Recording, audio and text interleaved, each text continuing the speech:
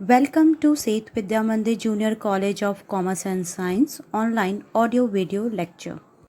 This is Alka Chaube explaining new chapter, that is chapter number 15, structure of atom and nuclei. Welcome back students. Let's move on next concept, that is Bohr radius of hydrogen atom. First we have to understand what is the aim of this experiment, or I can say what is the aim of this derivation. The aim is, in this derivation here we are using the Bohr's first and second modulate, and with the help of this modulate we can study the entire dynamic circular motion of the electron including its energy. It means when the electrons are revolving their own orbit, the electrons having their fixed energy according to the second postulate, and when this electron revolving, it's having mass, velocity and radius, that is the angular momentum is equal to nh upon 2 pi, second postulate. And when the electrons are revolving in their fixed orbit, the electrons are in stable condition. Clear? So this two condition we are applying, and with the help of this condition we are finding here the value of radius of the atom of the hydrogen atom. And we can understand how these atoms are differ by each orbit. It means how the orbits of first, second and third orbit, how this orbit is bigger than each other. We can find out with the help of this derivation. So let's move on our first postulate. As you know very well students, when the electrons is revolving, the centripetal force is equal to electrostatic force. You know it very well, the first postulate. So we are using centripetal force, that is mv square by r is equal to electrostatic force, that is Coulomb force, that is 1 upon 4 pi epsilon naught. At the center the positive charge is present and surrounding electron is revolved. So here we are taking the two charges q1 and q2. So the positive charge, that is nucleus, is present at the center. So for the nucleus we are consider Ze, that is positive charge, and the surrounding electron is revolving, that is E. But here, as you know very well students, this value of Z we are taking 1 for the first orbit. So here both the charges are here in the multiplication form, that is E square. As you know very well students, I have explained in the first modulate, we are not supposed to consider the positive and negative sign as like a mathematical. We just go for the simple multiplication here. So here RR get cancel out, and here we are getting mv square n is equal to, for the nth orbit, let's consider here nth orbit, 1 upon 4 pi epsilon naught E square Rn, and this is considered as equation 1. Let's consider the second postulate. As you know very well, the linear momentum, that is L is equal to nh upon 2 pi, and for the nth orbit the L value is mass, velocity and radius for the nth orbit. So here students, first we have to find out the velocity of the first orbit or nth orbit. In this way we can find out. So Vn, that is nh upon 2 pi as it is, and mass and radius is shifted here. And this is considered the second condition. Why we are taking velocity? Because in this first condition here we can substitute the value of velocity of nth orbit. That's why I shifted this value here. So here substituting equation 2 in equation 1. So when we substituted the value of v is here, you can see that is v here present in the square form. Why I explained why we are taking the v in the square form velocity, that is nh 2 pi mRn the whole square 4 pi E square Rn, this value constant as it is here. So after that, when we are taking the squaring of this, that is m as it is, n square h square, that is 2 ka square 4 pi square m square Rn square, that is 1 upon 4 pi epsilon naught E square Rn as it is. So 4 get cancel out, 1 pi get cancel out, m 1m get cancel out, 1r and 1r get cancel out. So n square as it is, h square as it is, your 1 pi is remaining, 1 mass is remaining, and 1 radius is remaining, and your E square and epsilon naught is remaining, and whole term get cancelled out. So here we are getting, students, when we cancel this term, we are getting this condition, and when we are shifting this condition, because here we have to find out the radius of the orbit, the radius of the atom. So here for nth orbit of the atom, that is Rn. So here, when we are shifting this value, the value shifted here, that is epsilon naught n square h square and E square as it is, and the pi and m is shifted here. So here we are taking radius, so unit is in meter. Clear? This is a very simple derivation. As you know very well, students, the number for the first orbit, let we consider. So this is R is fixed, N is fixed for the first orbit, but the epsilon naught is fixed, constant, Planck constant is constant, the charge is constant, the pi is constant, the mass is constant. So this whole values are constant here, so we can consider, let this constant, we are consider here A naught. And here only n is changed. As you know very well, for the first orbit 1, for the second orbit 2, for the third orbit 3, and in this way for the nth orbit, that is n. So the radius is directly proportional to the n square. Correct?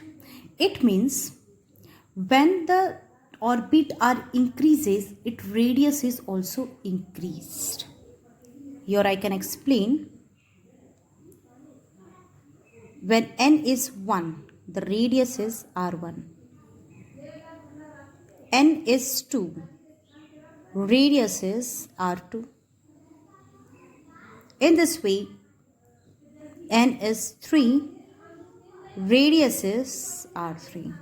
So here you can see, when radius is increases, n is also increases. Hope you clear. And in this way, the velocity is also increases. So Rn is directly proportional to n square here. And in this all constant place, we are taking your A, that is a constant of all this value. So we can write this condition in this way, that is Rn is directly proportional to, or in this place we are consider A or n square as it is. Clear?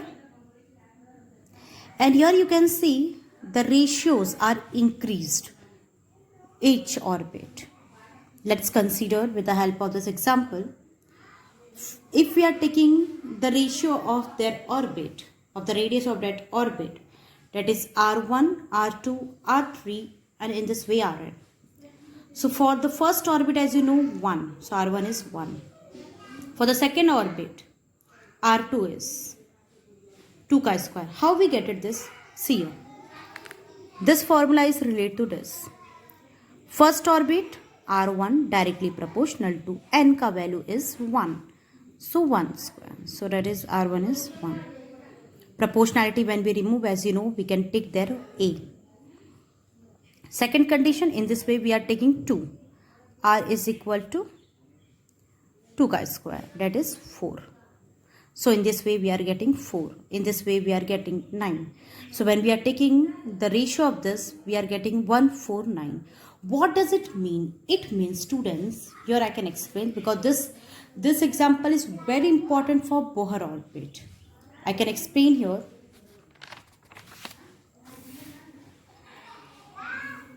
In that condition, that is Rn, the condition here same for the first orbit. Here I consider that is R1 n square is epsilon naught h square pi m e square. So here I am taking n is 1. So 1 R1 is equal to epsilon naught h square pi m e square, and here this value we have calculated 1 chi square is 1. So the R1, when we are putting all the constant value, here we are getting the radius of the hydrogen atom. The first orbit radius is 0.5295 angstrom. Yes, students. This calculation we are getting with the help of Bohr's first radius condition. So here the hydrogen atom, we are getting the first radius value 0.5925 angstrom. when we are taking n is 1, with the help of this formula, what we are getting for the nth orbit? We are considering here first orbit, so we are getting first radius. If we are consider for the second orbit, so what we are taking here, the value of n is 2 and 2 ka square is 4. We can substitute the value of 4 and the constant will be same, and here we are getting the radius correct. What does it mean, students? You can see, as we know very well in chemistry or physics, when we are drawing orbits, we are drawing all radius having the constant difference, but this is not true. See, it's not having constant difference. In hydrogen atom, the radius is 0.5925. For the second condition, it is the first orbit, because as you know very well, we are getting the ratio 149 when we are putting the value in the previous condition. When we are taking r is directly proportional to n square. So with the help of that, we are getting this condition. It means the first orbit, the second orbit is 4 times greater than first orbit. Here you can see this orbit is not exactly same distance with this orbit. From the nucleus, it's having this distance. From nucleus, it is bigger than 4 times the first orbit. And from the nucleus, it is for the third condition, when we are taking n is equal to 3. So 9th time bigger than the first orbit. It means, students, each orbits are bigger than other orbit, and from the first orbit it is bigger and bigger. In this way, we are considered the total hydrogen atom.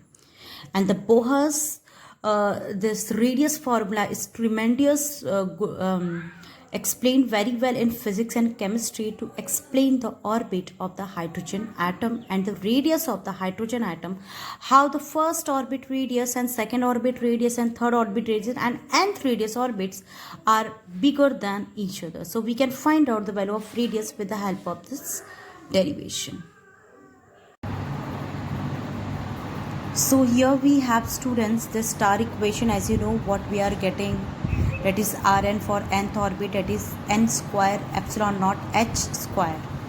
Students, please remember, this is n, this one is h, I can take h square pi m e square. Clear? We have to find out the relation of velocity and numbers n. So as we know very well, the second equation, that is for velocity, that is nh upon 2 pi m rn. So in this place of rn, we can substitute the r equation. So here we are getting, that is nh 2 pi m rn, that is nh 2 pi m, or in the place of rn, that is n square epsilon naught h square, and this reciprocal is shifted here, pi m e square. So n get cancel out, h get cancel out, 1h is cancelled, 1n is cancelled, pi get cancelled, mass get cancelled. So the remaining term, that is velocity, that is e square, 2 as it is, 1h get cancelled, so 1h remaining, 1n get cancelled, 1n remaining, and epsilon. It means, students, here you can see the electron charge is constant, the epsilon is constant, Planck constant is constant, the 2 is constant. So here B is inversely proportional to the n. It means when the orbit is increased, the velocity of the electron gradually decreases. Yes, students, here we are getting the relation of Bohr's orbit, and here we have the expression for the speed of electrons in this condition. So thank you, students. Let's meet on the next video, and the next video is energy level of electrons according to Bohr's orbit.